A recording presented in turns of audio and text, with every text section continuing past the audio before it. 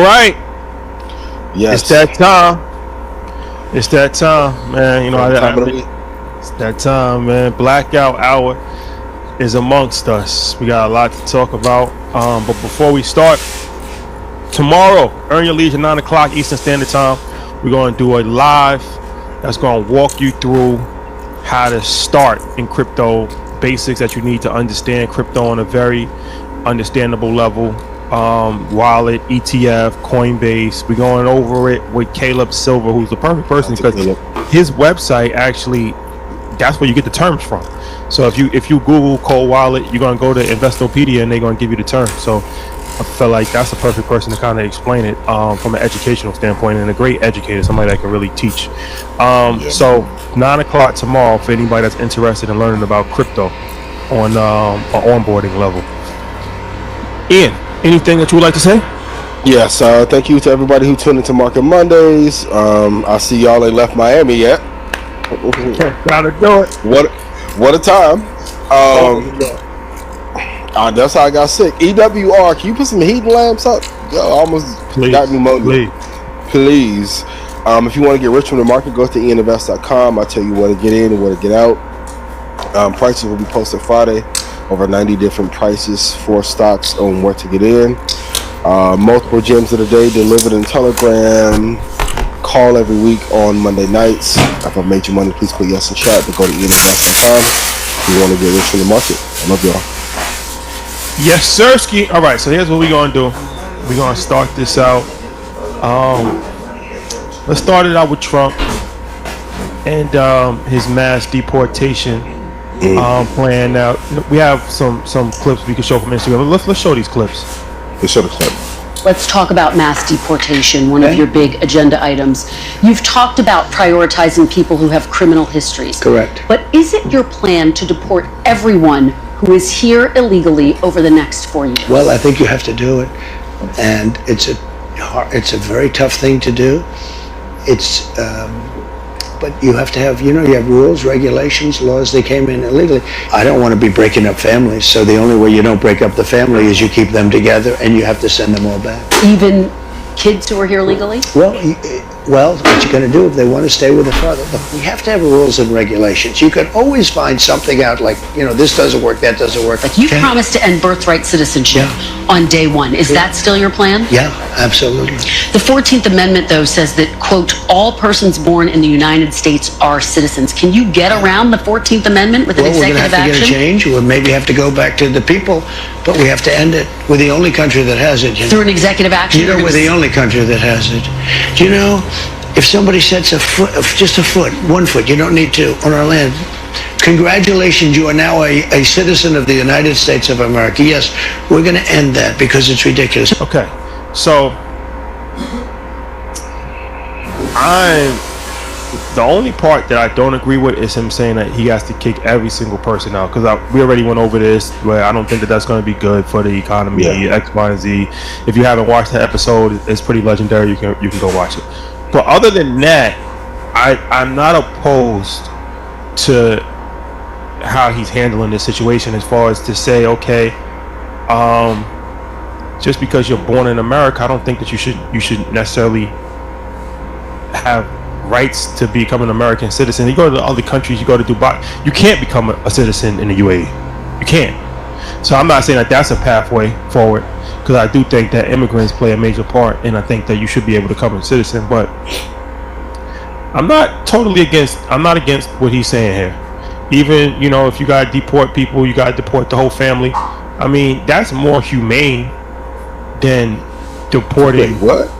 No, you don't want to break up the family, right? True. So it's like that would be more humane than keeping the kid here and then sending the mother back, right? That's not humane.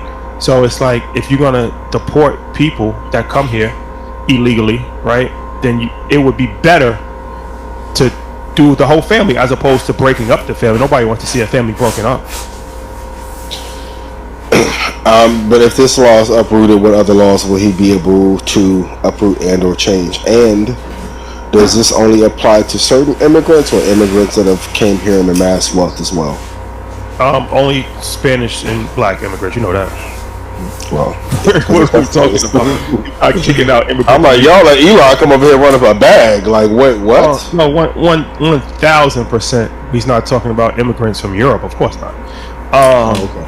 Well, yeah, no, for sure. No, definitely. Yeah, most of them, you know.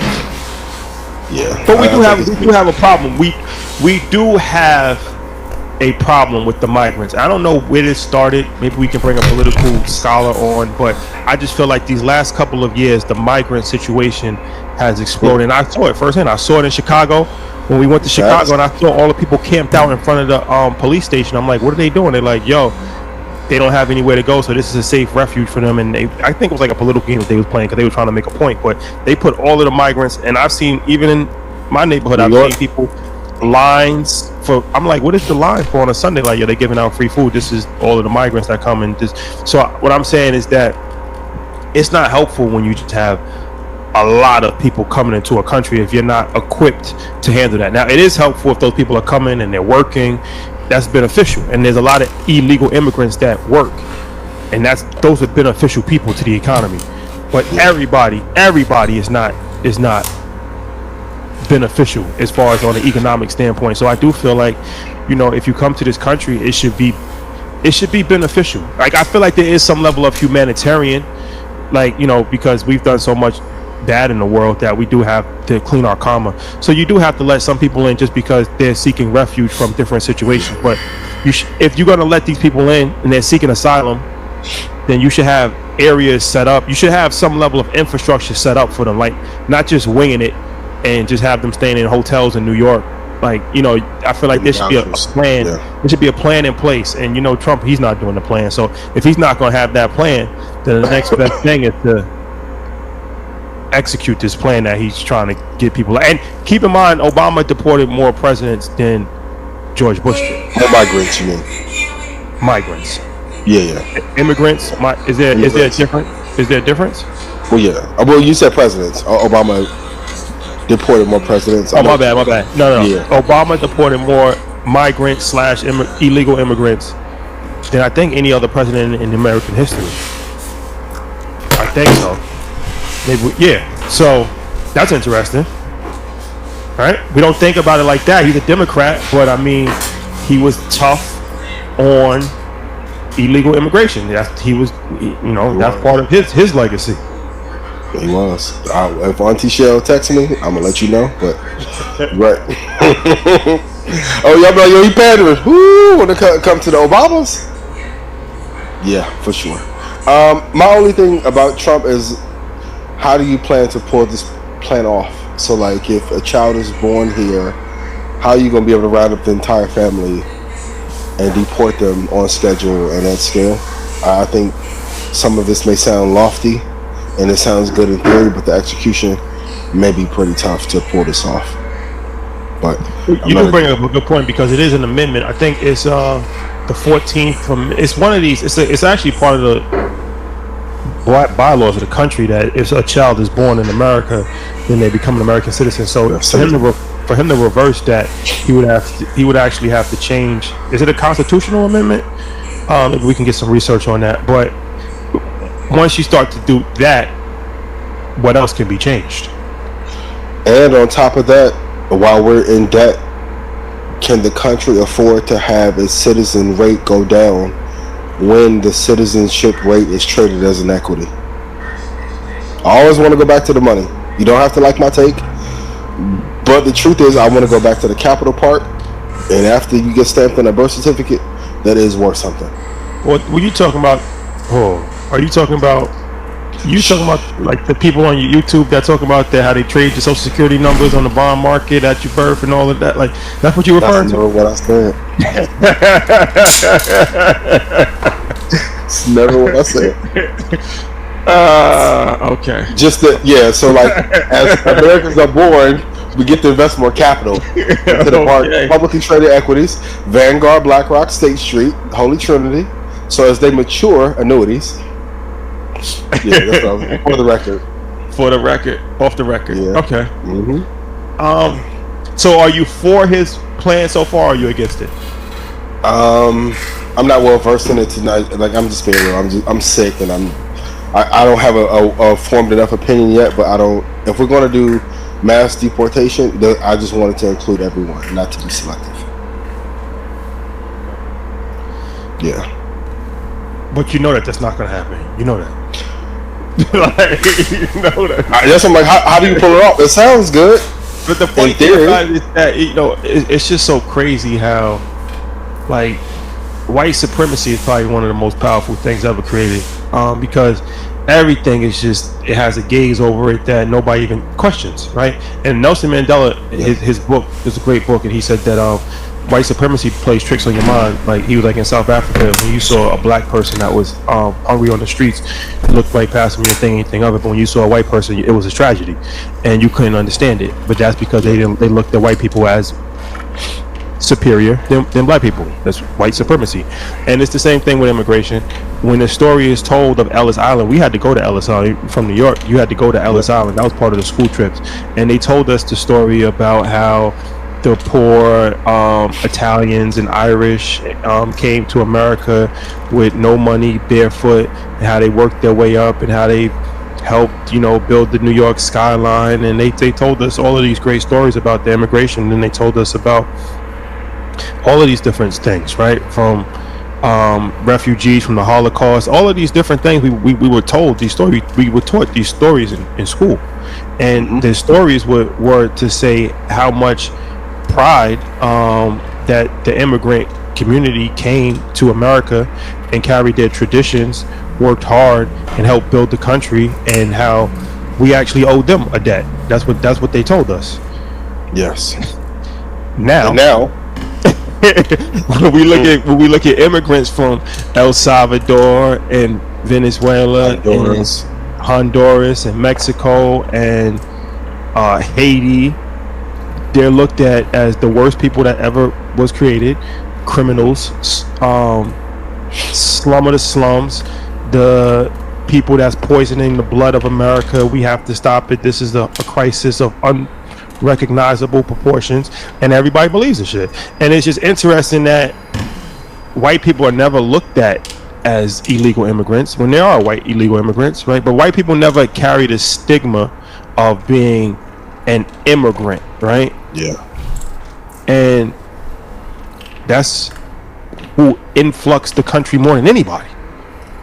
So it's just very interesting. Like I said, it just goes back to white supremacy. If the white people came here, well, they came here as, you know, people that were saving themselves from a situation, and they worked.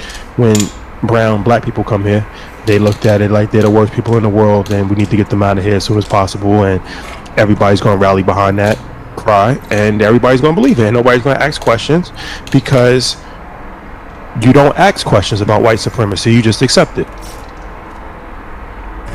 And then you get a Hawk Tuah coin that pops up and goes away.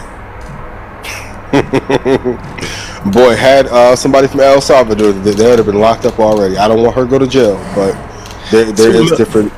2 million on the wake up. If we would have done that, we would have not only been exiled from the financial community, we would have been incarcerated in MDC or federal indictments with Puff. Big facts. Right next door. Like, you know what I'm saying? With no apology. Girl, she logged offline and just called. She said, I'm tired, I'm going to bed. I said, damn, really? Okay, so just be mindful. A lot more scams, and unfortunately, somebody is going to pass or die over one of these rug pulls too. Be careful. Don't think because she got away with it that you'll be able to. So let's talk about. Okay, we said the room, hit the like button and share. Yes. Okay. We have to talk about this very unfortunate situation. When Jay-Z was accused of rape of a 13-year-old girl, and that made news, and he immediately released a statement pretty much saying that he's not the one for the games, right? That these are fake accusations that, you know, he's going to pursue to the fullest extent possible, make the lawyer pay. He talked about how the lawyer has a history of doing this, kind of like, you know, these people that just go after ambulance. We call them ambulance chasers, right? Where it's like, oh, I broke my ankle. Like you purposely fall and break your ankle. Then it's like, so this is a very touchy. It's a touchy situation, but it's a conversation that we definitely have to have, because I feel like it says a lot about the times that we're in, where somebody can just say anything, and it doesn't matter if it's true or not. Somebody's going to believe it just because it was said, and then there's going to be publications that are going to carry the story, and that's dangerous, because you could literally say anything. Like I could just walk down the street right now and say, "Yo, Ian hit me in the back of my head," and I'm suing, right? And then it's like, "Yo, bro, I never." We're in two different states. Like, what are you talking about? But even so, then it goes to the court, and then it goes away. But then it's like, some people are never gonna forget that I said that you hit me in the back of your head, and then now you're that's in people's mind that, damn, you just hit an innocent person in the back. And like, bro, I never even touched this person before. So I just feel like a lot of these situations are money grabs. A lot of times lawyers don't actually, this is good from an economic standpoint for people to understand, a lot of these lawyers don't actually get paid unless their clients win. So it's incentivized. So it's like, but they'll take like 40%. So it's like, okay, if you don't really have any money, you could just say, okay, there's lawyers out here that'll just take any case possible, because if they take 10, it's like venture capital. If you take 10 and you hit 1, then you won. So I'll sue Jay-Z, I'll sue Kanye, I'll sue, Pharrell, whatever. All I gotta do is just get one. And then a lot of times what they try to do is the settlement. And that's something that people need to understand as well, because they're like, all right, well, why would you settle for something that you're not guilty of? Yeah, that was Michael Jackson's mistake. Yeah, if you saying, okay, look, we're gonna make this like how it's already made out, right? Who wants their reputation? Who wants to even have that associated with their name? So they come to you and they be like, all right, look, you're a billionaire. Just give us $250,000, $500,000. In the grand scheme of life, $500,000 is not going to hurt you, right? And then you make them sign an NDA, and they can never talk about it again, and they go away, and you pretty much just got extorted, and that happens. And Jay said that he wasn't going to go for that. He's not going to do that. But then it's like, that's why people would do that even if they're not guilty, because it's just like, yo, you know what, bro, I don't even feel like having my family going through this and all of that stuff. But it does say a lot about the times that we in, that you could just say anything, especially as a black man, and there's no defense. There's people will not only not believe you, but they will be celebratory in your demise, and just the opportunity to see you fall, that would be enough for them to actually, have a celebration, and that's pretty scary. Fortunate, yeah. I want to go back to the money conversation. I know Kanye got an accusation hurled at him earlier this year. She's filed for that, because if you know her, shout out to her, but Kanye had her on salary, and okay, cool. And now if this happens to Puff, then Jay, Drake through the song, is this a coordinated attack to take back all the equity and the wealth that has been built, and to keep us out of certain rooms and certain levels of wealth? Now, as far as this Jay story, I know y'all gonna think we're caping. I never heard this story, so this sounds a tad bit egregious, but there is a money grab and an orchestrated plan. And then I've said it a couple months ago, like, we have no more hip-hop figureheads that run rap. I just said on Joe's podcast, what music, I'm not talking about black culture, but what creative what music, I'm not talking about black culture, but what creative culture do we have as African Americans if everyone else owns the distribution points but us? Don't own YouTube, don't own Spotify, don't own UMG, don't own, no, y'all don't want to join Tidal in mass. So it's just interesting to see if this worked over and over again, and they ran almost every icon that we have out of hip hop, and Ed Sheeran is doing Afro beats. Is this by happenstance, or is this an orchestrated plan of attack? Or is it for sure. I think it's definitely orchestrated. And if you could take down a whole entire ruling class with one sword, from the same allegation, I'm not dismissing the Puff stuff, but like some of this Jay-Z story, I never even heard this till this came up. Not that I'm tapped into every hip hop legend, icon, but I never even heard a rumbling of this particular situation.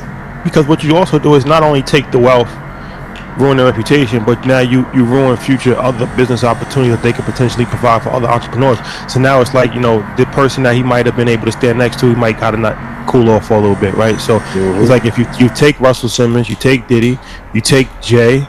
I mean, almost got Kanye. Almost tried to get Kanye off of it. You start to say, okay, well, who's left? And I'm not saying that every single person is. This Jay thing I think is bogus because that doesn't even sound believable. But the Puff situation, that's a different situation. He's going to have his day in court, and we'll see what happens. But I just feel like, I don't know, man. We got to be mindful of this situation because, I mean, from Bill Cosby, it's the same thing that happens.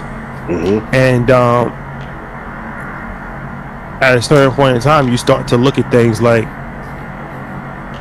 okay, boating accident. I don't like boats, right? That's what you said, right? Boat. I don't like boats. Yo, and I know y'all put up the little pictures. He was on a boat this day. They got Michael Jackson, Prince, and Whitney in the same era. Like, y'all think this is for play, and I know because some of y'all haven't got to where you want to get to. You want to make jokes and shit. It's cool. You can be a class clown, but this is real shit that is going on in real time. You know who didn't deny it? TV, Gucci, Chubbs, or Drake. Their internet work.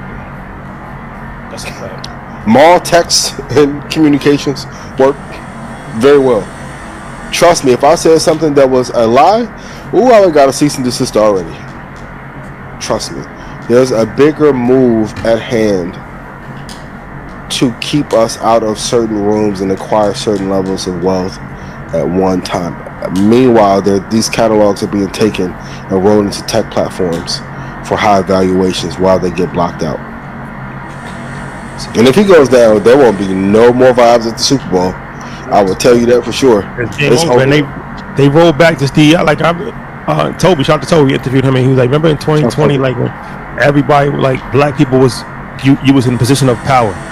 That was the time when black people were in a position of power. Like, yo, we want to see who's on your board, and they said billions of dollars they had to pledge, and people all this money was getting. Then they like, nah, we're not doing this, and now they rolled everything back, and now they like, no, to the extreme point of like, no, we killing DEI, right? Like, you kill power structure a few different ways. Yep. If they can't, somebody said this a long time ago. If they can't kill you, they'll assassinate your character. Yep. That's the next. If they can't physically kill you, they will assassinate your character. It's happened to every black leader that we've had, right? Either they got physically killed, or they assassinated their character, and to the point where their own people turned on them, and they got looked at as a sellout, or they got looked at as they're embezzling money, or they, infidelity, or they scandals about, their sexual life, stuff like this. Happened to every single person. Either they physically killed you, or you didn't pay your taxes one year and you ended up in jail, or you all of a sudden are a communist, or all of a sudden now you get caught up in pedophilia. Is it a coincidence? I just don't know. I don't know if that's a coincidence. I don't think so. When things happen, once again, go to Wikipedia, go to the list of all the rappers that have died, and there's 2 or 3 main causes. There's correlation. That's scary to see. I know some of them grew up in urban environments. I know some of them had gang ties.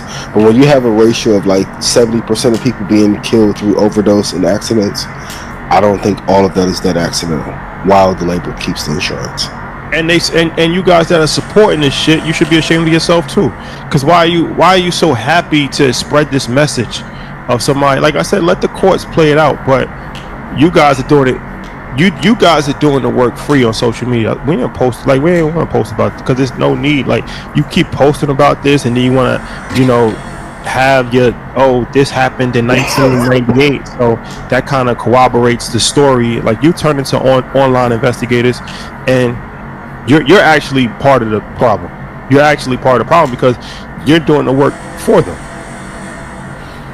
And also, too, For all the men, don't move around in a nasty fashion. And on top of that, think about what can harm you in the future that you need to stop doing today. It's the main, when people are like, yo, you so nonchalant with it. You're not going to catch me being thirsty over anything. I'm not going to force nothing. No, never.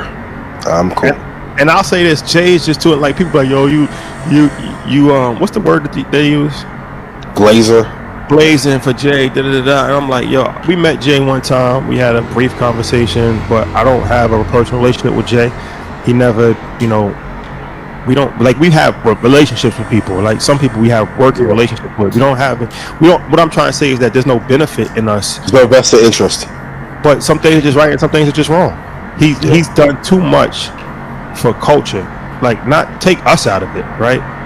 He's done too much for culture, for black people, for creatives, for musicians, for artists. You can't do that. Like, you can't throw somebody like that away to the wolves. Like, you got to protect people like this. You got to protect people. Like, no matter how you feel about him, and I'm like, oh, he's Illuminati and all that type shit. Yeah, man, he from the projects. This is an actual fact, right? You see somebody from Marcy Projects that came up through the streets, that figured it out, that became a billionaire, that fucking paid for 21 Savage's lawyers to keep them in the country, that paid Lil Wayne's taxes, that Uzi Vert, like, help Wayne. The stories go on. Like, is he a perfect person? Like the Dame Dash says, no, of course not. Everybody's not perfect, but the bottom line is that he's done a lot for culture. That's just the bottom line. Even this Super Bowl debate is stupid because it's like Kendrick Lamar is the first rapper to ever headline a Super Bowl. They're gonna be like, well, Dr. Dre was a medley of different people, and Dr. Dre had to be put with Eminem and Mary J. Blige. There's never been a rapper, a solo rapper, to headline a Super Bowl. That's never happened before, and that's only happened because Jay-Z curated it. Right? That's a step. He's helping to push the culture forward, and the first rapper is a conscious rapper. It's not somebody that is negative or degrading the situation. So the first person that got put on the highest platform in American sports is somebody that is actually somebody that you can look at it and draw inspiration from, right? This is somebody that you can actually have your kids listen to their music. This is somebody that's positive, and that's curated through Jay-Z. So I just feel like, just be careful. Everything is not a joke, and sometimes you just got to really protect people that are important. And he's important, not only to us, he's important to everybody, but especially to our culture. Like, no matter how you feel about it, Jay's important, and he's too important to just have this type of situation. I know what the critics are going to say. If you defended Puff and you defend Jay, is there any correlation? I already know what the internet going to say, so let's just jump the gun. Correlation with what? If possibility, if he had any bad involvement that would hurt him going forward. Well, I never defended Puff, but I also say that I'm not going to be Puff's prosecutor either. That's not my job. That's your job. So let the record reflect. Let due process. We have a criminal justice system here in America, and you're innocent until proven guilty. That's not my opinion. That's the law of the land. You're innocent until proven guilty. So as of right now, in my book, he's innocent because he has not been proven guilty. Yeah. So when you get proved guilty, you get proved guilty. But it's also, but like I said, I mean, and that's true with anybody. But this is even a different situation than Puff, because Puff has criminal charges. This is a civil lawsuit, which they already tried to have mediation. They already tried to get money out of the situation. So this is not a criminal charge. This is a different situation completely. They're like apples and oranges, right? But they're trying to tie it all together, because once you can get public perception, people don't read. Once they muddy your name. Yeah, once they put a picture with you next to Puff, and it's like, oh yeah, now he's the number one person, right? Like, it's just, and now you start to go down this rabbit hole without any proof or any real documentation. Meanwhile, even though they're not the same situation, they officially released that COVID was created out of a lab in Wuhan, which I said 2 years ago, marking Mondays, and Kyrie hasn't got one fucking apology about the efficacy of any vaccine, and that shit almost destroyed his life. Why aren't the real topics that really, even the Drake, like the DEI? Anytime you hear kill wokeism and DEI, just think of they don't want like the DEI. Anytime you hear kill wokeism and DEI, just think of they don't want nobody black to have any equity in anything. That's like a kind way of saying it, right? So if Drake is going through this battle at the same time, and this has been hurled, and he's owed money, and they get Jay and they get Puff, and at one point Yeezy catalog and Adidas was worth more than everything else they had in combination to that company. You think they liked that Kanye took over a German company? This in 5 years. Things that make you go, What? I love Steve Jobs. Steve Jobs can make no fucking shoe. Not the soul like that. What? Then they slowed up the audio product he had coming up, and he was one of the first ones before Drake to bring out, well, let's just put out the contracts on Twitter and let's see what the language is in. Then all of a sudden the one page. I thought he was on his one page shit. Like if a contract more than one page, it's a fact. That's a fact. So, but no one's talking about the virus. Well, let's not talk about that either, because the show's called Blackout, not Lights Out. So yes, true. We have to remain. We have to remain. And some things, Some things are out of balance. Talked about. Yep. Some things. He's Islam. You got actually Islam. It's not worth it. Everything isn't worth being talked about. That's a fact. Because the audience is not going to when they cut your lights out. They're not gonna put them on for you. No, nobody's gonna care. They're not going to have a GoFundMe for you. Be like, yo, nah, Ian, you fought the good fight. They want you to crash out for personal entertainment purposes. Mm-hmm. But we're not doing that. We're not going to be kamikazes. No. For your own personal enjoyment. No. I'm cool. No, we may like fake a little beef or something, but real crash outs, real. No, I'm cool. No. What's called Blackout? Nope. My favorite phrase: mitigation of risk. That is a fact. Let's talk about some political topics. Trump versus Trudeau. So, President of Canada, I think he's the Prime Minister of Canada, met with President-elect Trump, and it was an interesting story where we talked about tariffs. We talked about this tariffs play. I talked about Market Mondays a few weeks ago, but he wants to implement higher tariffs, taxes on imports that are brought in from Canada.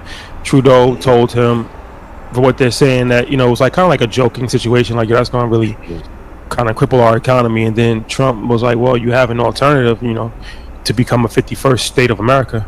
And they said they kind of like laughed it off. But Trump, man, just to even say something like that is legendary.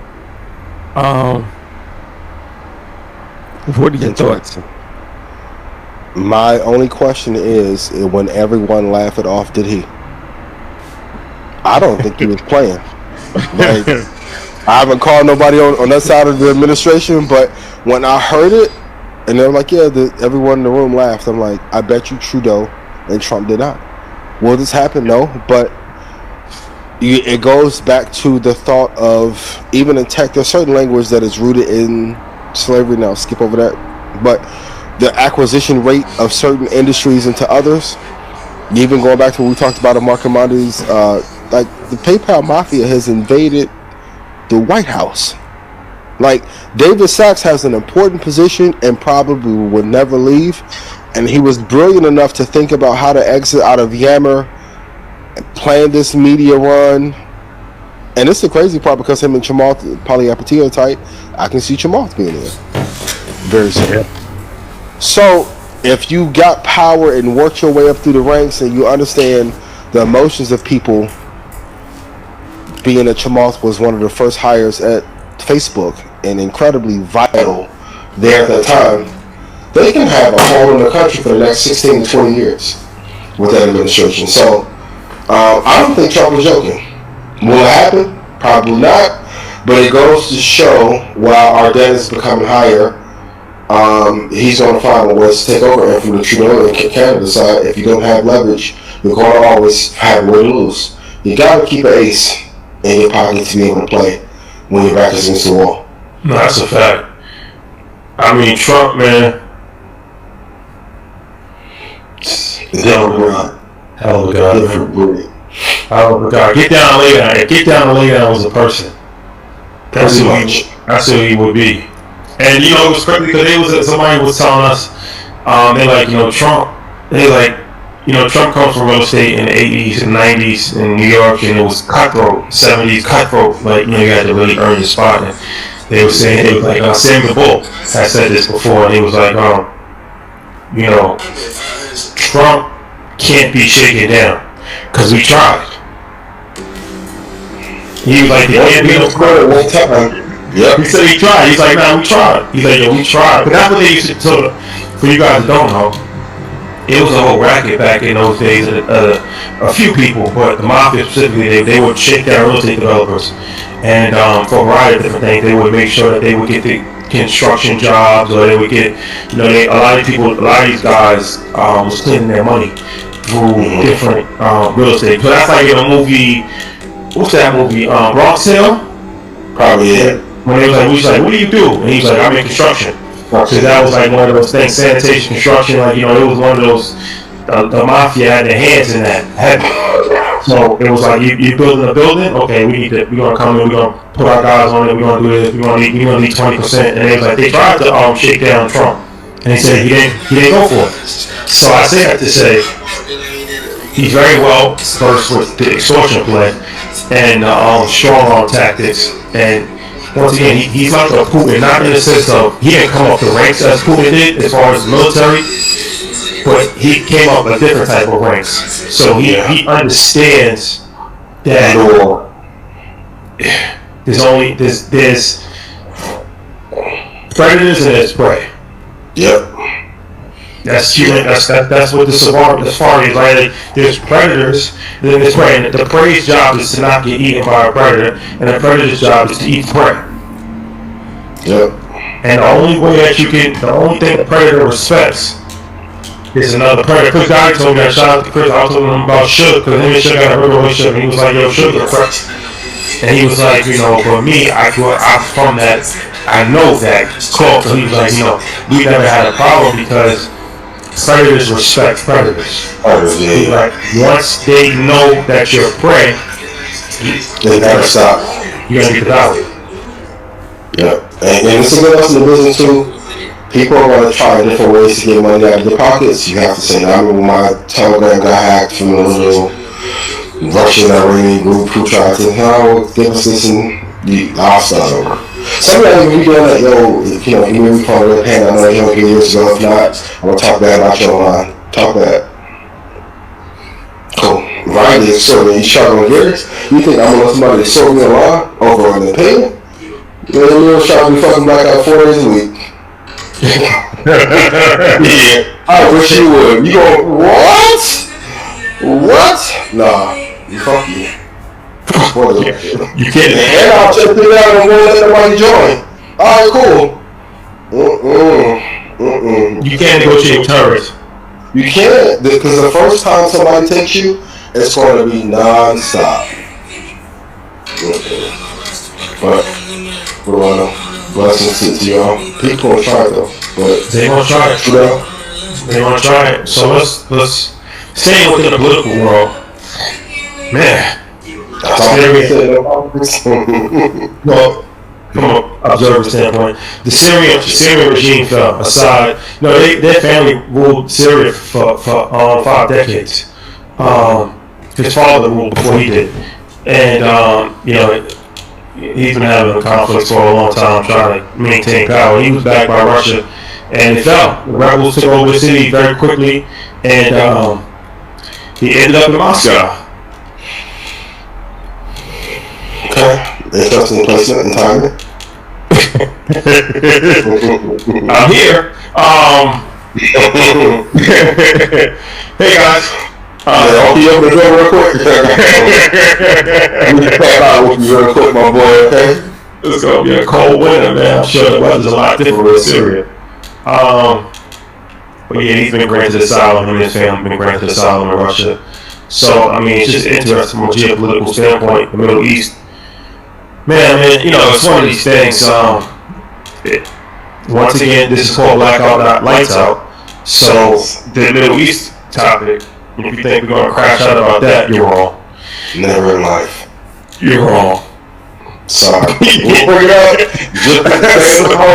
We'll bring it up. So okay, cool. That's a fact. You go to your own Google search and you know, go down the rabbit hole by yourself if you want to. Above my pay grade. But just know that there's a lot of extenuating circumstances that dictate this instability in the region. But what does this mean? Because it's interesting, because they always look at it as like, well, it's just a game, right? So it's like the rebels, they're backed by Turkey. Assad, he was backed by Russia.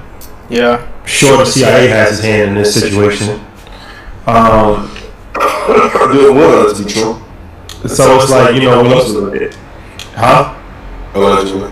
But that's the crazy thing too. It's like, you know, it's once again the white supremacy thing is interesting.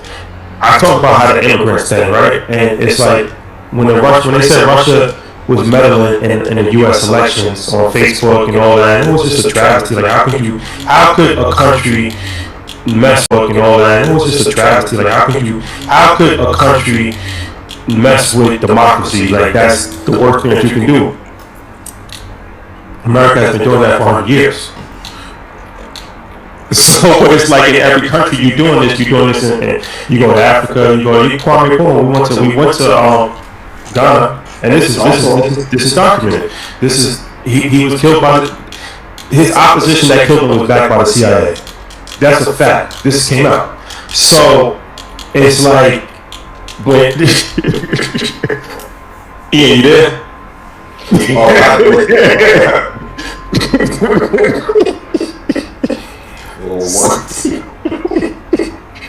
So when you start meddling, my blood dropped. My body got cold for a second.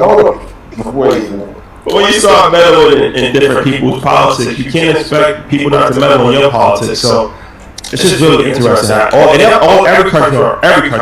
powerful country does this. China, Russia, America, France. So it's not just an American issue. Every powerful country, if you have power as a country, you do this. You meddle in other people's countries and you have your own personal agendas, but it's just a really dangerous game to play because we did this in Afghanistan. We backed the rebels because they wanted to defeat Soviet Union, and at that time the Soviet Union was the biggest threat to democracy. That's what they were telling us. So we backed rebels in Afghanistan, and they had a tremendous victory as a historic win, and the country was destroyed, and we never rebuilt the country. And Osama bin Laden. That's how he came. That's how he came. That's the whole story behind the whole situation of the Taliban. That was a vacuum that was supported by the United States government. So it's like it's hard to see how the future plays out. Sometimes you just have short-term agendas that you want to push through, but you don't have the long-term effects. Not only could be bad for that country, but it could be bad for your country as well. Never have I wanted to talk about who's better between Michael Jordan and LeBron so bad. You're right, but I'm trying to run it up, and so are you. So tune in to Beyonce's halftime performance for the Christmas scheme. Back to you. Hey, all y'all, you done got too political and we want leather jacket and blah. Bro, I want to live. I want to live. But you're right. I agree. I concur. So we'll see what happens. Like I said, I'm not saying that him leaving was a good or bad thing, but I'm just saying that it's just geopolitics is very interesting when you pick sides, and that's and in times of civil unrest, do these things tend to happen when the economy is doing well, or there's a lot of fluctuation?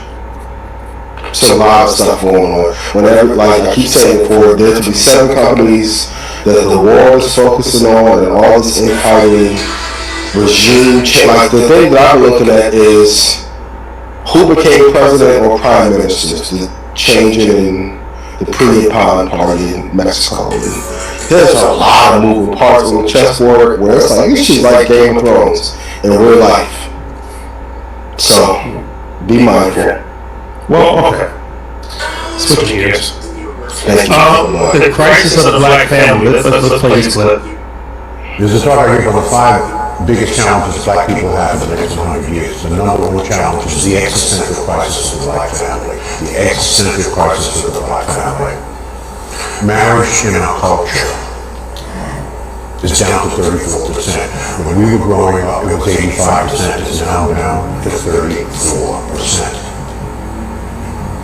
71% of our sisters are not married, 29% will never get married, 63% of our brothers are not married, 30% of them will never get married. There is no culture in the history of humankind that has risen to maximize its full human potential without family at the center of their culture. This only exists. This is an interesting but negative statistic. This phenomenon of the existential crisis of our family only exists among African American black people. It does not exist on the continent or anywhere else in the diaspora. So there must be something in the water. We must fix this. It's a lot easier said than done because it is impacting our wealth. Quick statistics. For 350 years, household median income was dominated by white people. They were number 1 in this country. They no longer are number 1, they're number 3. And there's a reason for it. So, who has the highest household median wealth in America? It's East Indians. $104,000 a year. What's the marriage rate in the East Indian culture? 94%. 2 are working. Who's number 2? Chinese Asians. Household median income $110,000 a year. Marriage rate close to 70%. Number 3 are white people. Household median income $88,000 a year. What's the marriage rate? Almost 50%. Down significantly. Number 4 are Hispanics. Household median income $61,000 a year. Marriage rate close to 70%. We are at the bottom.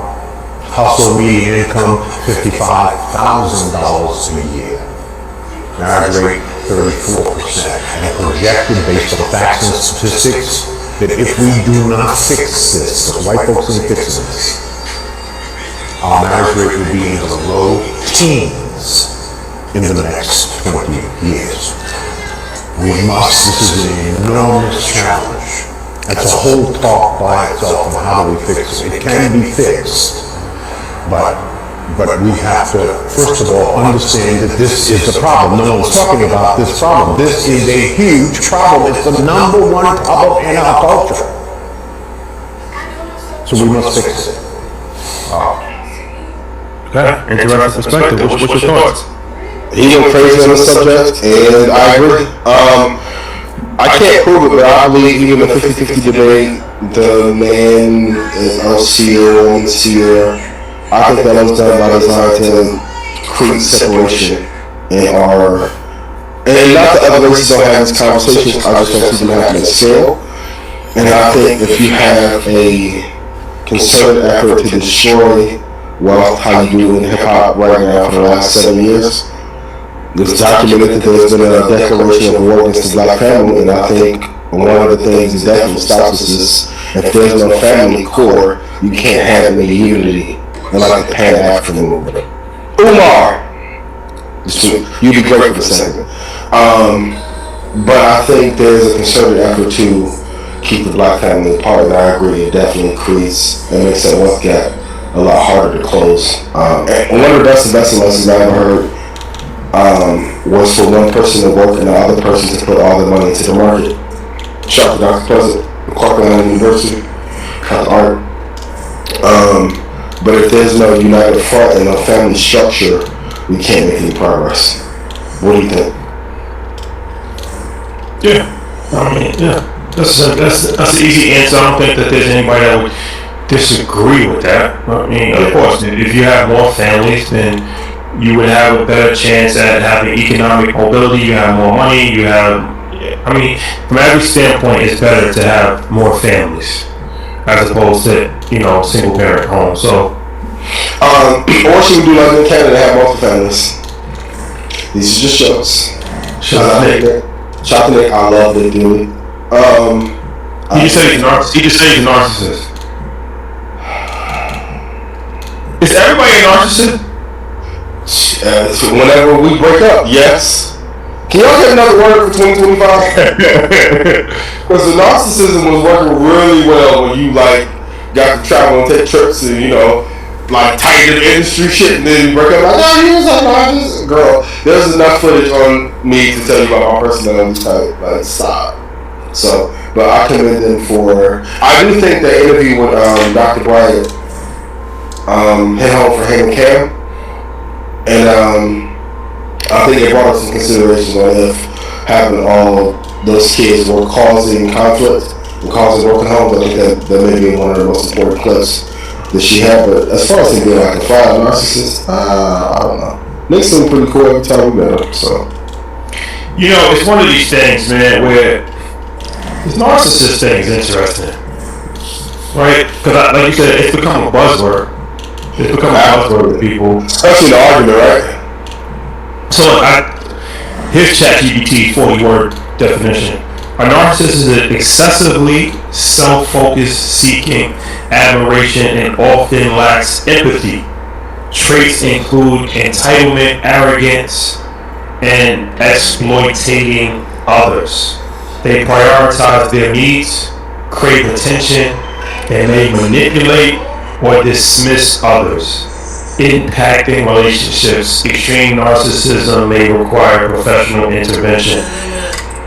To me, that's a 50-50 ball. 50% of that is actually needed. You have to be excessively self-focused. That's what I'm saying. It's like people want the best of something, but not all of it. In order for Michael Jordan to become Michael Jordan, he had to be excessive. That's what Shannon Sharp told me.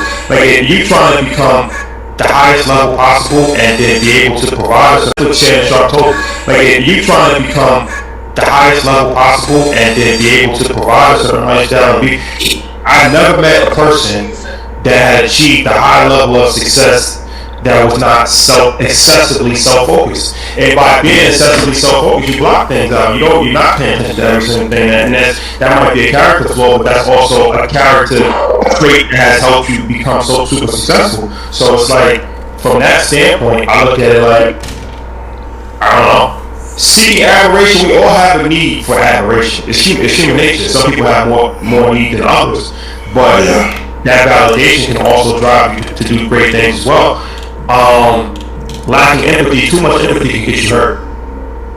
Tell me more. How? Because you can't, when you care too much about situations, everybody, you're gonna become a sucker. I got this situation, I'm down on my luck, sometimes, this is gonna sound cold, but sometimes you gotta just not give a fuck. The subtle art of not giving a fuck. It's a great book. And I've said it before, you can give away in poverty. I know a bunch of people who may have made $200,000-300,000 and no one supported them before, and they found to get $150 out on side stores. Yeah, and nobody gonna have sympathy when you go broke. At all. So entitlement is never a good thing. So I'm not. That's the 50. That's bad. Arrogance can go either way. Once again, what is arrogance? Some people might say confidence. It's a thin line between being confident and being arrogant. Yeah. Right? Are we narcissists? Let's wake it up. Well, that's how I'm going through this. Because they said, arrogance is sometimes you need to be arrogant. You said that you were the master investor when you first came out, right? You said, and you said this consistently, that you're the master investor. Mm-hmm.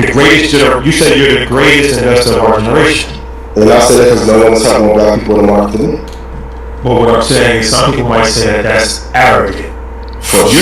You're saying that that's confidence, and that's something that I have to say because you got flowers on your jacket because nobody will get it. You got to take it. Great facts. So my favorite system got fast. Yeah. Exactly. So we're saying, we're the biggest this is something that people could like, this is an arrogant statement to make. But it's like, no, we're looking at this like it's a factual statement to make, but you gotta say bold claims to draw attention. That's part of marketing. So I feel like they tell you to tone it down to keep, because nobody at the highest level is toning shit down. Elon Musk ain't turned down yet. Not one bit, but he's getting worse. He's getting fucking worse. Yo, Elon acting like Kanye did 3 years ago. I'm not gonna lie. I've never seen him retweet and repost shit as much. I'm like, what? Okay. Elon Musk has not turned down yet. Donald Trump has not turned down yet. Turned down for what? It's working. They told that's what they MAGA has not turned down for what?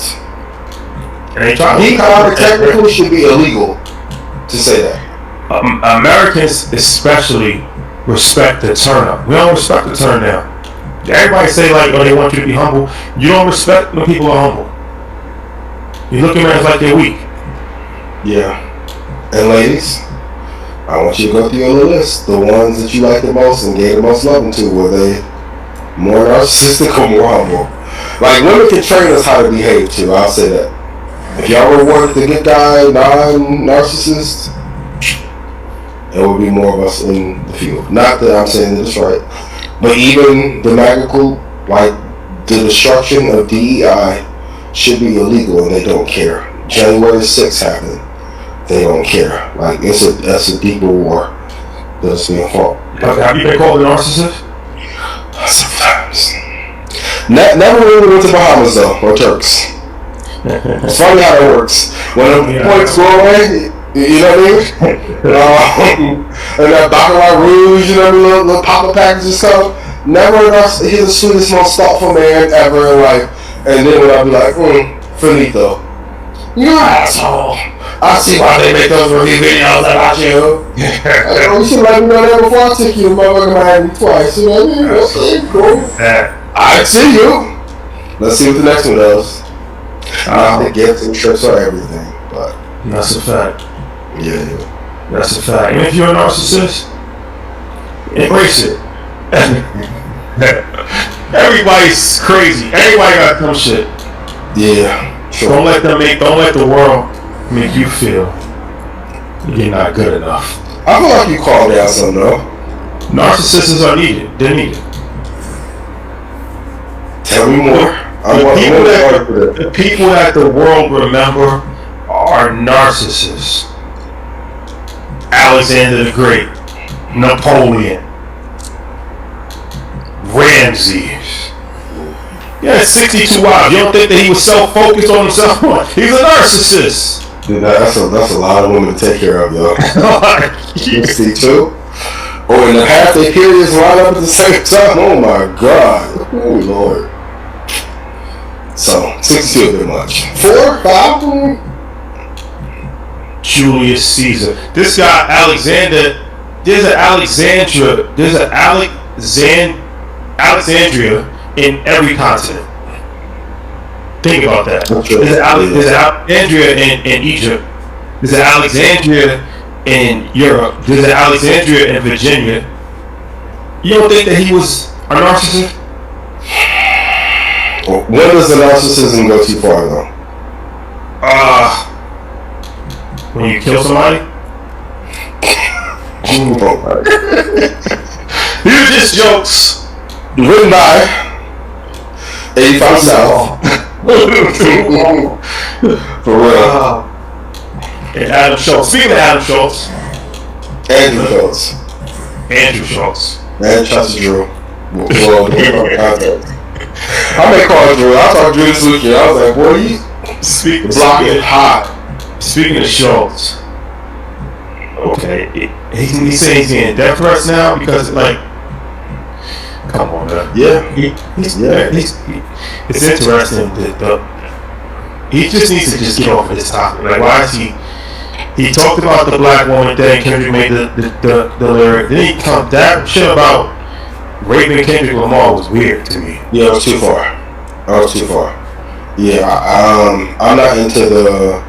And I told him, like, you can joke back, I'm not mad at that, but the buck breaking and the historical significance of that, being a white man, You can't say that. And I know Kendrick is fake, and y'all into thinking like he's an angel. Kendrick is not a person that you want to play with, or Top, or anybody in that crew. I'm gonna leave it at that. Kendrick is nothing. He's no easy walk in the park. I'll say that. But anytime you cross these racial lines, you're going too far. Like, I'm not with the buck breaking, even joking about it. I told him he has every right to joke back, but once you say that shit, no, that's never gonna sit well with me or anybody who's black. And I get licensing and like for comedians, but you can't say whatever you want to have any consequences to pay. Well, my thing, I don't think that should be threatened and scared and shit like that. But why would you even say that though? Like, what in your mind thought that was a good? And it wasn't like just the one thing. Like, he elaborated on it, like, yo, I can sit him on my lap and and there's nothing that he could do, and it's like you thought this through, like, you know what I mean? Like, in full capacity, I'm just like, that's kind of a weird thought to have. Well, that's not even. I ain't even. When he said I'm watching, I'm like, that's not even funny. The dudes they thought it was funny, they was laughing, but just from a pure comedic standpoint, it wasn't really funny to me. So I don't know. I just felt like sometimes, comics go too far, but I don't know why you would feel comfortable talking about like taking somebody's manhood. Yeah, but historically, some races have joked about that because that's what they used to do. That's a fact. So, that's a fact. I don't think Alex laughed. I didn't see the whole clip, but I don't think Alex laughed when he was on the couch.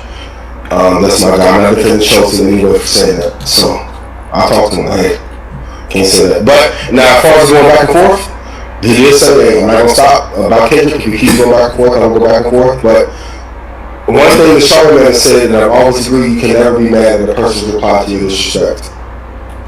So you have to be mindful of the energy you put out in the world. And once again, Kendrick and that whole West Coast clip, go watch Power and tell me if you think Kendrick is tight. That performance was too great for me to think Kendrick not a problem in real life. Please be careful. Please be careful. Yeah. So. Oh, but also too, if anyone feels so vehemently, and we say this about any vulture, Adam, my favorite vulture to pick on, who, it's not that, Vlad, whoever gets put in that box. But is anybody black going to do anything to stop their business or actually do something to them to make them do differently?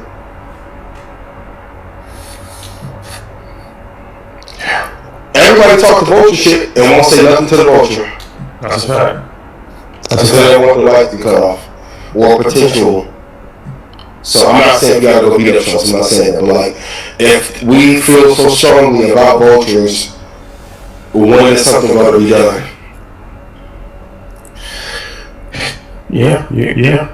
And also, I don't want to go here, but there's people around that could have checked some of that shit too. But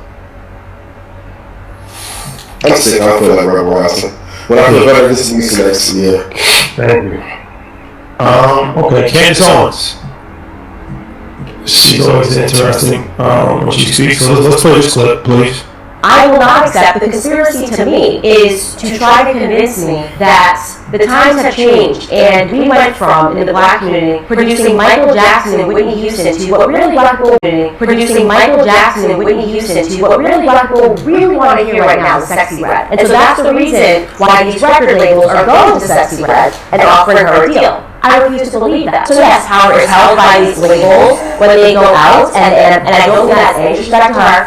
What I'm saying is that frequencies are real, okay? Exactly. Frequencies impact your spirit. There's been brothels and strip clubs and stuff since the old I talked about music, and you are correct, but Confucius said, listen to the music, and you'll be able to know the society. These people, in my viewpoint, have a lot of power in the music industry. Also understand that. There's no reason to fight to put filth on the airways and then try to convince people that it's free speech. I will tell you, these people are being pushed in a certain direction. Women, you're being told, can you make it sexier? Yes. Okay. Female rap, tearing down our community. I think it goes back. female rap tearing down our community? I think it goes back. I think the overall arching thought today is just on the construct that is white supremacy. I hate to use that term, but once again, if other cultures own the majority rights of all creative works that we do, you don't think they're going to incentivize certain people to do certain things that are not best for our community. So if they poison, pillage, change the education system, not allow us access to banks, access to information, they redline for a certain amount of years, Jim Crow, they gonna stop the fucking music? Yeah. Like, Young Rock took out Neo Soul after that, like, what? Yeah. I think it's one of these things. I mean, once again, it's a short answer. Is female rap ruining our community? Of course it is. But drill rap ruining our community. Alcohol is ruining our community. Online gambling is ruining our community. A variety of different things are ruining our community. You know, having broken homes and mass incarceration. So it's not like this is, but it is something that there's no balance. And that's people like, you know, it is balance. There's Rhapsody, but like, I love Rhapsody, but you're not listening to Rhapsody. You're not. Like, this is beyond it. So it's like, Jay Electronica said this. He was like, stripper poles and something for the eyes of my daughter. And it's like, that's what your daughter's looking at, right? If your daughter's looking at Sexy Red and Young Miami and X, Y, Z, you can just go down the list, right? And that they're looking at these women, they don't even dress in, like, they're not even actually wearing clothes anymore. They turn stripper leotards into club outfits. Fishnets, the fishnets used to be a staple in strip clubs that some states are not allowed to be fully nude. So like, you turn fishnets into a Friday night outfit. And there wasn't that. Like, you know what I'm saying? So it's like, nah, they've taken this on a whole different level as far as the over-sexualization of everything. Like, Megan Thee Stallion, I only see her when she's twerking. Like, she goes viral for just twerking. Like, Elliot Wilson is going to post her every 2 weeks. Only because she's just twerking, that's it. Yeah. Right? I wouldn't even see her on my algorithm if it wasn't for that. Did she twerk the DNC? I don't know. I'm twerking on stage currently. Yeah. Interesting decision. It's not by design. I think it's just one smoke and the big wheel and the destruction. I keep saying, like, Chuck Love, the destruction of the black man and black families up for sale. And we're watching it all the time. They're monetizing it. They're monetizing the destruction at scale. So that's embarrassing. I be feeling embarrassed because I always look at it like, all right, if you're a male rapper, right, and you go in the room with these white executives, and you know you can't even talk properly, and you know you like, I be thinking to myself like, that's embarrassing, like. And then the same thing with the female rappers. Like, I'm looking at like, yo, you going on stage and you shaking your ass and you doing all this and you. I just look at you like it's embarrassing because it's like you, like, how do you think like power structure like views you at the highest level possible, right? Like when they're looking at this shit, like it's like embarrassing. And nobody else is doing that. Like, there's no other culture that's doing that. There's no other culture that's doing that. Ain't like, well, X, Y, and Z. No, but I'm talking about every single person, every single female rapper that's popping follows the same blueprint. Every single one. And like I said, the ones that don't follow it, that's nice, weird, but they haven't sold a million records. They're not selling out arenas. I don't want to hear about none of them until they become Lauryn Hill. Lauryn Hill she broke the mold. Missy Elliott broke the mold, but that was 25 years ago. Every single superstar female rapper has followed the same blueprint for the last 15 years, 20 years. Yeah. And you can argue even after Lauryn broke the mold, they actively tried to destroy life. Interesting. So says a lot about the times that we're in. Yeah, it's definitely done by the time. Yeah. Okay. I want to talk about this 40 laws out thing because I have some. Okay. I got a few that's really good. You have a few? Okay, let's do 1 to 3. Yeah. Always say less than necessary. Vitally important. I feel like so many times people just talk too much. We talked about that before as far as like it's not necessary to just a lot of words are wasted. Always say less than necessary. Guard your reputation at all costs. Vitally important. Very important. That's one thing I learned from like watching these documentaries about dictators. They have violent suppressions on anybody that tries to come up against them. That's an extreme, but I understand it from a psychological standpoint because you can't let once you let the rumblings happen. And that's why the Jay-Z thing is vitally important, right? Because it's like you throw that out there, you gotta respond within a minute, and you gotta aggressively go after this person, and you gotta make an example to the point where who was the one that was talking about Jay on all these Piers Morgan? Oh, Jack, alright. Where's she been? I mean, delisted now. That's what I'm saying. But that's you gotta make public examples of people. So guard your reputation is vitally important. Man, this is a lot of shit. It's a lot. Court attention at all costs, vitally important. You gotta get attention, and there's different ways to get attention. Some people's gonna be more loud, flashy, like you know what I'm saying. Like you did it by saying that you're the greatest investor of our generation. That's what caused people to be interested. What's he talking about? Who is he? Let me look into it. Let me follow. Let me see what's going on. Yeah. If I made you money, put yes in chat. Like that's gonna be a catchphrase that becomes a slogan. That's gonna garner attention, right? And I feel like you gotta find a way to get attention. Now it can be done. It doesn't have to be like loud, but you gotta find a way to stay relevant, to get attention, to stay in the forefront of people's. Because people's so fickle and they have short memories. So you could be lit. You could be lit last year and then nobody cares about you this year. You gotta constantly find where that's the never deliver strategy. We talked about that before many times. Like everything we're gonna just keep doing. We're gonna do this. We're gonna do that. We're gonna go to Ghana. Because you gotta always stay in the news cycle. Yeah, you have to. What's some of yours? Man, there's so many. And even if you don't like the book, it's a book that you need to read to know when people are using these against you. I've always said that. Number one, crush your enemy totally. Like it's a mistake to leave someone room to come back and potentially destroy you in a battle. Create compelling spectacles. So like when it's time to show up, so like even Invest the band. Like not only people expecting the presentation to be good, but let me put something else on top of it to wow the crowd over. Because my thing is I'm not competing against other people that are presenting. I'm like competing against the number one greatest show on TV or boxing or MMA. Like Floyd has done an incredible one, like build a spectacle. Man, keep your hands clean.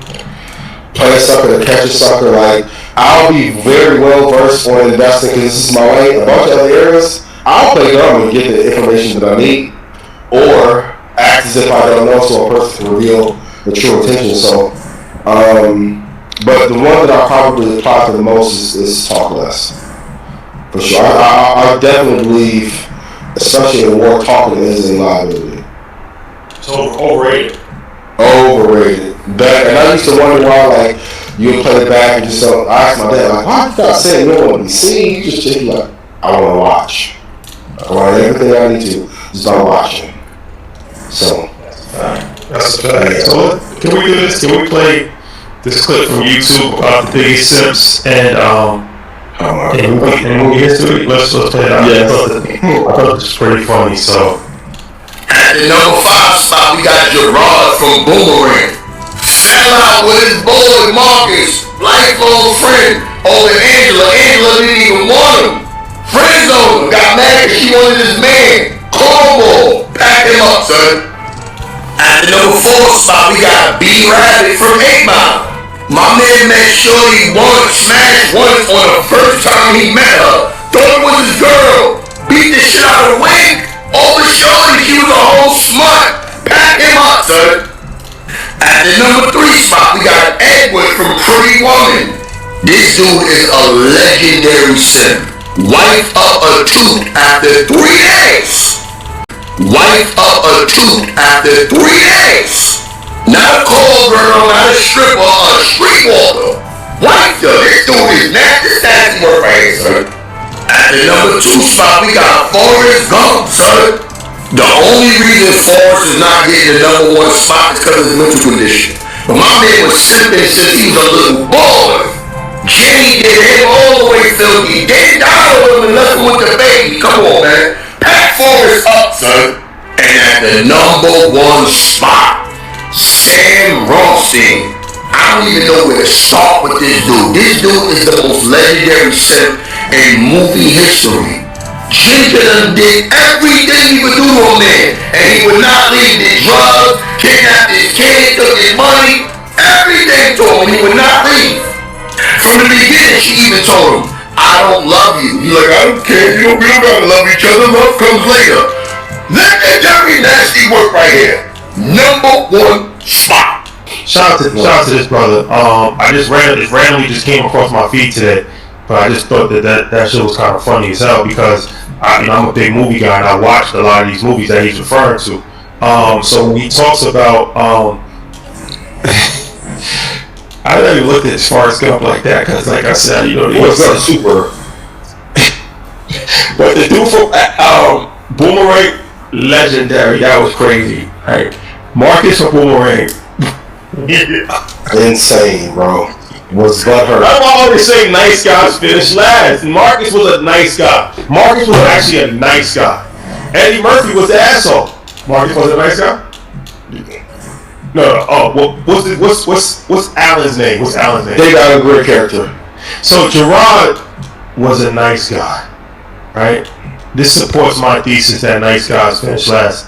Gerard, David Alan Grier, he was a nice guy, bro. Like he was super nice. Eddie Murphy was the asshole. He was the narcissist. He was the narcissist. Girl. Yeah. The player got played, but he was the narcissist. He was on his bullshit. And man, David Alan Grier, legendary simp move. Legendary simp move. And then, but the thing with Richard Gere, see, I don't really look at Richard Gere as a simp. He a hell of a simp, y'all. He turned the hoe into a housewife. He did it. But he did it though. That's stupid. But if you if you succeed, is that a simp? If you succeed in your mission, yeah, that's a lot of successful simps out here right now. Getting for that. But the simp is, in my book, a simp is somebody like a David Alan Grier or even a Sam Rothstein. That's my guy. But Sam Rothstein, he did some nut shit. A simp is when you lose. Like, I'm paying a chick and she's messing with another dude, and like, no, that's a losing. But if you could get to successfully turn a hoe into a housewife, did you lose? You won. You won in that situation. You actually are legend. You actually are a legend.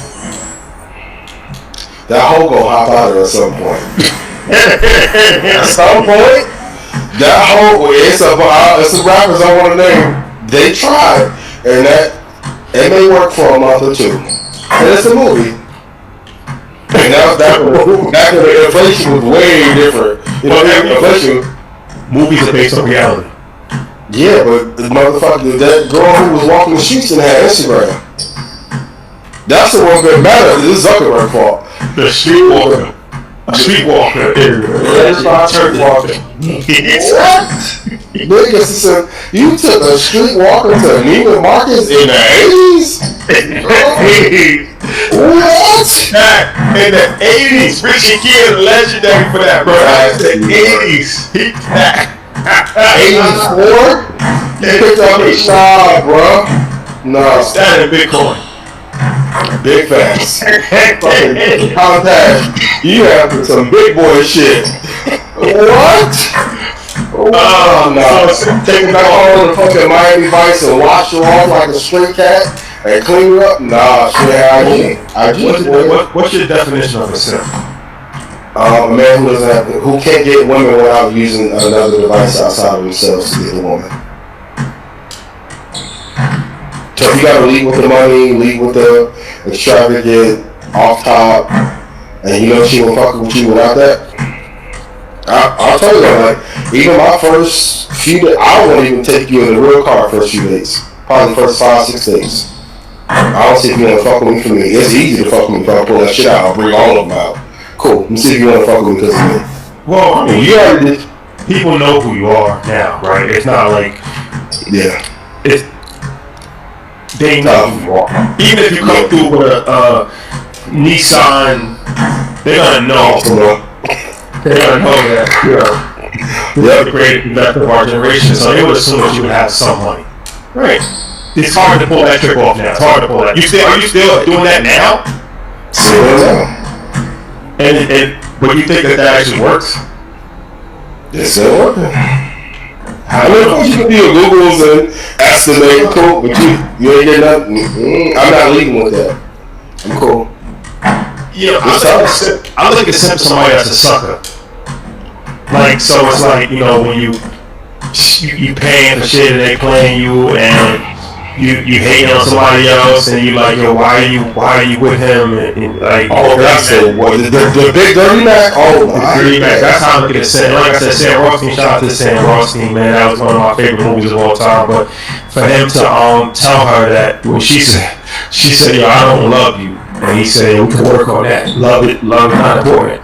And then he had to give her money just to get married, and then he put $500,000 in her safety deposit, and then she got $480. He was fucking a lot of money, like diamonds. And then he sent the goons to get him, and then she started fucking his best friend, and then he takes it back after that.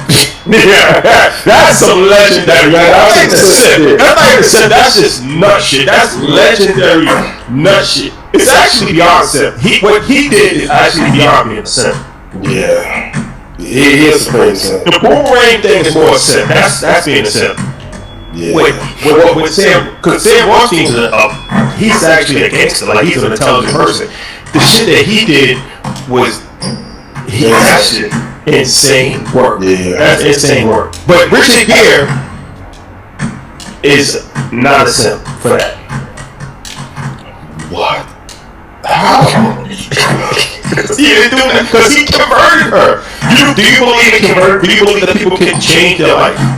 I don't think hoes can convert. Do you believe that a man on death row can change and be a good citizen? Maybe. So somebody can go from being a career criminal. Okay, Malcolm X was a career criminal, right? He changed his life. Was he, or he didn't have opportunity? No matter what, he was still a criminal. He changed his life and became one of the greatest leaders of our era. Mm-hmm. So if Malcolm X can change from Malcolm Red to Malcolm Little, then if I hopped up in Miami tomorrow with Brittany Renner in his shop, you'll kill me. Brittany. Hey y'all, friend of the show. You like, bro, this is you definitely put the hijab on. She's a perfect example. Who can murder her? Still, I don't know. We gonna talk? Now I'm gonna say you can't bust a move and have fun, but wife it off the street, he got it off the street like a sales paper. No, the off the street play is crazy. That's why I said no, that's crazy work. No. The street work. Hey, we gotta ask the candidates. Maybe he can solve this. That's crazy. He snatched the streetwalker and cleaned her up. But in the movie, if I'm not mistaken, it worked out though. They got married. Yeah, they were together. There was no Instagram. We saw that shit out in Hollywood Hills or like in Miami or New York. Oh, woo. So she gonna make that rotation. Salt, sugar daddy, what? You know what I mean? Woo! You gonna get it. You gonna go see it Wednesday, Thursday, Friday. So don't try this at home. No, it's cool. I think you have the women that you would date seriously to build a family with, to accelerate wealth for the black family, and then you got your little playthings. That will go on playtime. So you would advise best practices not to seek the streetwalker as a this is the best advice on many men get rolling over it. The volatility. What's the volatility on that? 200. What? Yo, too many bodies. That's volatile and dangerous. Absolutely. Not just volatile. What you gonna do? You gotta take her outside all the time too. Then you gonna run. Then you gonna gotta act like you not embarrassed when you go to live, and she gonna hug the entire section. Oh, actually, I just thought of something. Speaking of volatility, because this is thing when we had the conversation on Monday. So volatility, we talked about that with Chris with Bitcoin. You know, it's an up and down thing. You can make a lot more money on a volatile asset than something that's sort of stays flat. Like the dollar is not volatile, right? But Bitcoin is very volatile. So the idea is that you're going to be able to make a lot more money on a volatile asset than a flat asset, but it's still a relatively safe asset because it hasn't like completely crashed. It's getting mass adoption. So that's like Michael Saylor's strategy as far as like the volatility. So like there's volatile adoption. So that's like Michael Saylor's strategy as far as like the volatility. So like there's volatility and all that. So I said to say there's volatility in relationships too, where women, some women, and then you go men and women, you have excitement. Like you might be dating somebody that's volatile, but they're exciting. They're gonna do some crazy shit. Yeah. One time. Or a drawdown. They're gonna crash out. They're gonna crash out. Whereas somebody that's just works in a librarian, they might just be like just you're not really gonna have exciting times, but you're not gonna have crazy crash outs either. What's more appealing? Stability. I did the volatility crash out. It's not fun. It ain't fun. It may feel better, no pun intended, and it may be time, but nah. I think once you get to a place where you like peace and you have too much to lose, you gotta make some better decisions, like play versus I can actually build with you. So, yeah. How stable are we talking? Are we talking treasury bond stable? Kid, now we gotta have a little pizzazz now. So I'm saying, the volatility going to the track, you gotta get enough. I need some, NVIDIA is stable, but it gives you some moments of excitement. Cool. It can't be a boring pillow princess stock, you know what I mean? So gotta have some fun. Gotcha. Put it in the chat, ladies and fellas. What level on a scale of 1 to 10? What level of volatility are you interested in? 10 is crazy. 10 is you don't know what's gonna happen. You might end up in Turks one day, and then the next day, you curse each other out, and it's crazy, and then you have sex on a Ferris wheel. One, let's play. That's first play. Yeah. And then one is you just come in every night, you just have your dinner, and you just have conversations. That's boring now. So 1 to 10. Yeah. What level of volatility are you guys interested in? Yeah. It's funny with the excitement ETF. Let's come over there, you know what I mean? 22. I like the way you said that. Volatility is good as long as it's not dangerous. Yeah. Because it can be dangerous. Most of the time, volatility and dangerous goes hand in hand. Yeah. Tell me about it. Tell me about it. Yeah. What combination? Fellas, you're gonna ask me something like you. To all of y'all who write me more Blackout questions, I'm a good dude. As soon as you start, I'm a good dude. I'm like, bro, she don't want boring. You gotta add some excitement. Gotta add some excitement to your life. I'm a good dude. I hear you, but that won't good. It's not what you want. Yeah. You go on the hard way.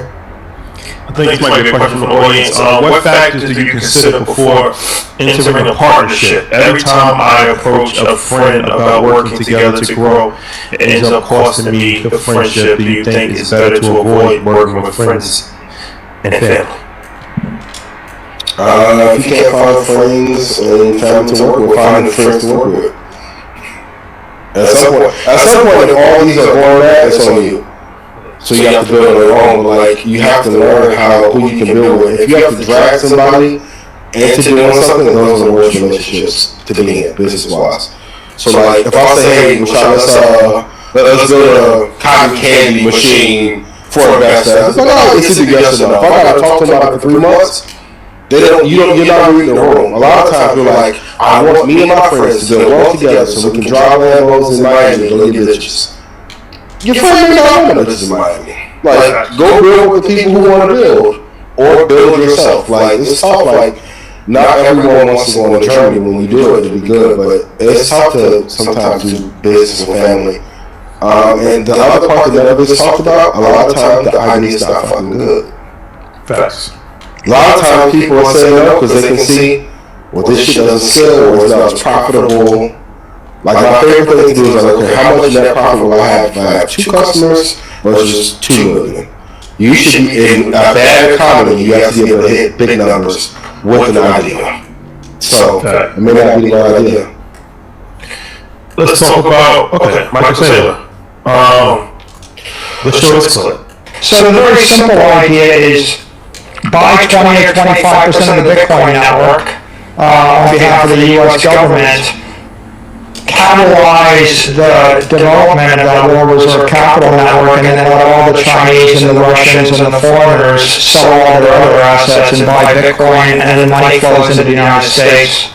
If you want to put a great twist on it, dump your gold, sell all the U.S. gold, buy Bitcoin, and the trade is free because you could buy 5 million Bitcoin for the cost of the gold. You will demonetize the entire gold asset class, and our enemies hold gold in their banks, so their assets would go to zero. Our assets would go to $100 trillion, and we would control the world's reserve capital network as well as the world's reserve currency network. So in this clip, he's one of these guys that's interesting because he says a lot of things publicly that most people would say privately. But he's pretty much saying, like, this is a strategy that America can use as far as a rug pull pretty much for gold. And you dump your gold on the market, which in results crashes the world's gold prices while simultaneously buying Bitcoin, which forces people to, like Michael said, because he's going to get his money regardless. He's pumping this shit harder than anybody I've ever seen. And he's getting filthy rich off of this shit because he's on a campaign. I do believe that he believes in Bitcoin, but he's on a campaign to drive the price of Bitcoin up by any means necessary. And in the meantime, he has to be studied because he's going to end up being one of the richest people in the world in a very short period of time. Because all he does is keep buying Bitcoin, and he's leveraging it, and then his stock. He's getting paid on Bitcoin a few different ways. He's buying Bitcoin, and then his stock is correlated pretty much to the price of Bitcoin. So he's getting rich from the stock price, which went up like 500%. He's getting rich from Bitcoin, which keeps going up. And any chance that he gets, he's coming up with new ideas and new strategies to really get people to just figure out Bitcoin is the only way. And this is something that is crazy to say because I feel like he said this publicly for a reason because he knows that everybody's watching. So by him saying this, maybe he's thinking that even BRICS will get one step ahead and end up buying all the Bitcoin. Either way, the price of Bitcoin goes up because they're like, okay, this is what they're actually thinking. We need to beat them to the punch, and we need to buy as much Bitcoin as we possibly can. But either way, he still wins because the price of Bitcoin goes up. God gave me this quote for a reason. To my crypto community, what I will say, can you flood the market with gold that you don't have stored in a vault? for one. Number two, I do think there needs to be an asset that hedges for the destruction of our dollar. But if you don't know what other entities that may run some of the countries in BRICS, can it be their asset if leaders in BRICS have that as main collateral as well? Thirdly, one day I'm going to have an honest conversation about this strategy, but today won't be it. I will say though, as of the quarter ending September 30th, 2024, the net profit margin for the company was negative 87%. Go look what they were beforehand. I'm not mad at the company buying an asset to increase the value. And I love the thing that he did do well, the cat he didn't do, is that he held on long and he's bought a fucking ton of these coins. But why? Well, the thing about yes, the company. I gave me a call for this reason. Shout to EWR. Most people don't even know what the company actually does, but he to his credit, he saw like he was like, if I would have just stayed doing what I was doing, I would have to sell my company. And 99% of all of his competitors ended up selling it, and that's the pathway. You build a company and you sell it, but he wanted to go bigger. So he saw an opportunity to just turn his company. He turned the company pretty much to an investment firm, Bitcoin. To a hedge fund, yeah. Pretty much. Yeah, he turned the technology company to a hedge fund, unregulated hedge fund. And that's what it's brilliant. It's actually fucking brilliant. Because it don't matter what his company, the company is just a shell company. It's a shell company to buy Bitcoin. With no disclosures. Like sometimes I wish I could grab white privilege off the rack and throw it on me like I did his fucking sweater like he did. Like I can't run Red Panda and be publicly traded and then sell cocaine to make profits. I can't turn Red Panda to legal BMF or illegal. Like, I'm not mad at the hustle. I think Mike's a great investor. He doesn't get enough credit for sticking with the strategy. It's not brought up enough of everybody. When I told y'all that he was going to fucking shoot arrows in Kathy's back, he was the main beneficiary of her dying. This is crazy. If we did this under the jail, Herc Walk, Hawk 2 and me and Cohen, under the jail, watching smoking. Man, they would have had us fucking hung up in Abu Ghraib somewhere if we did some of this. What? When I first came on to do the show, motherfuckers was telling me I can't name single securities. Now you can talk. It's going to go to 14 million. What? That's worth higher than GDP. 14 million. What? That's worth higher than GDP in the entire world. We're talking about $1.5 quadrillion. Okay. What do I know? But that white privilege shows I'm good. Ooh, if I could like grab that shit right off the rock and put it on, I would have did this too. Yeah. If me and you made some Nazi NFTs and made $60 billion off $60 million, they would have shot us up the sky. All the souls in Miami would have found us wherever we went. They would have weaponized anybody black can kill us. These are not jokes. Quiet. Somebody gave me $50 million. Quietly. On the NFT. Quietly in NFTs. And then walked away.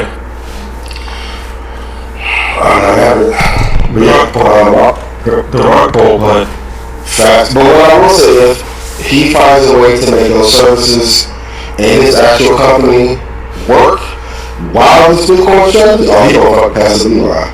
I don't think he can. For what? The guy owns 400,000 Bitcoin that we know of. He's probably going to end up owning a million Bitcoins, right? At some point in time, because he keeps buying Bitcoins, and like you said, like he's getting money from stock, and he's buying Bitcoin. He's going to end up owning more Bitcoin.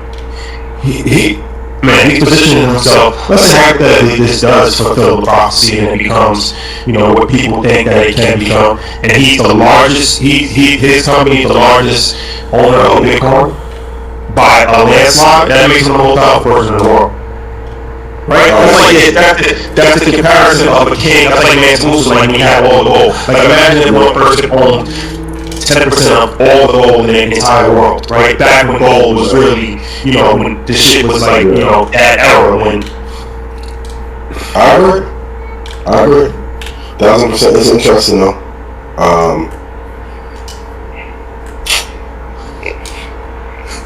Michael said, man, we gotta get him at InvestFest.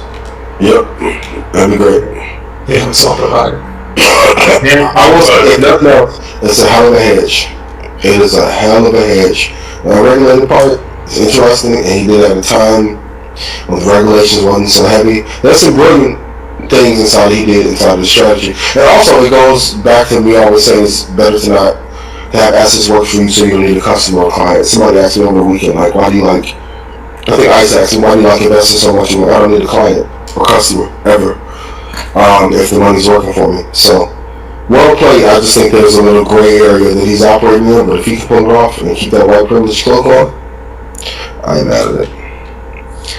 Alright, so last topic of the night. Let's show this clip, the NCAA business dealings. Let's show this. I think it's a phenomenal opportunity, and I think what you're going to see is you're going to see a number of schools selling their teams, and the reason for that to folks like us, like we're bidding on a couple teams, I can't tell you, but in essence what we do is buy 51% of the team, and I think if you look at a bunch of these programs, they're making 50, 100 million off of their football program, off of their basketball program. So it's a way for universities, by the way, because under federal law, they've got to offer scholarships in all these different sports. So they've got to update their facilities.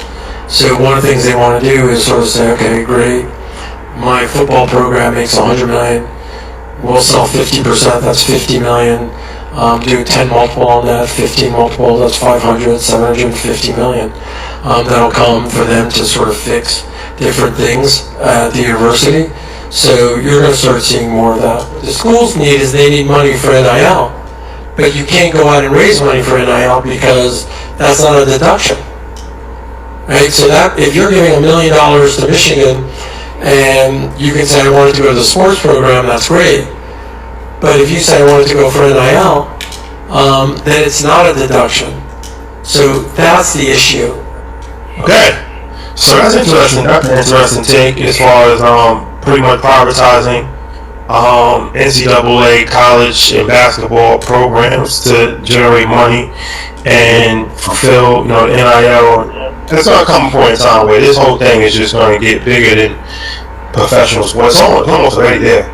If you look at Shador Sanders making $6 million, rookie contracts aren't that much. So, what's your thoughts on these, private equity guys coming in and actually buying up, like Indiana, right? Like I said, that they brought Indiana basketball, and now they own 51% of Indiana football, Indiana basketball. What's your thoughts on that? When I first saw this, I'm like, I would love to see the books on what NCAA basketball has made the last 30 years. Just a gross number. If you can't own an NBA team, I can argue this would be one of the best investments you can make. Now, is it right? That's another conversation. But from an investment standpoint, seeing like even this year, first time in my lifetime that Indiana football has done this well. Hope y'all beat Notre Dame, 10th in the nation. Like when they told me what the jersey sales were on campus for this year, bro, trust me, I totally get it.